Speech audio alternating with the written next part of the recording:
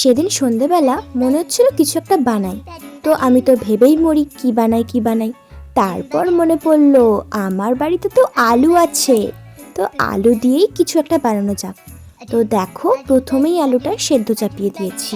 এবার ভাবছো শুধু আলু দিয়ে কি বানাচ্ছি, সেটা জানতে হলে তোমাদের দেখতে হবে ফুল ভিডিওটা। তো দেখতে থাকো।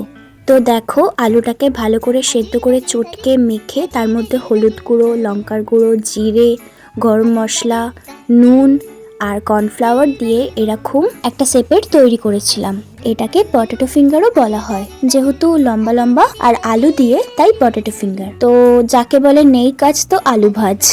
তারপর ভাজার পর যে শেপটা আমি করেছিলাম সেটা চেঞ্জ হয়ে এরকম হয়ে গেছিল। যাই হোক, খেতে ভালোই হয়েছিল। তারপর এরকমভাবে ডেকোরেশন করেছিলাম একটুখানি প্লেটে রেখে। তো কেমন লাগলো ভিডিওটা অবশ্যই জানিও, আর দেখা হচ্ছে খুব তাড়াতাড়ি নতুন একটা মিনি ব্লগে।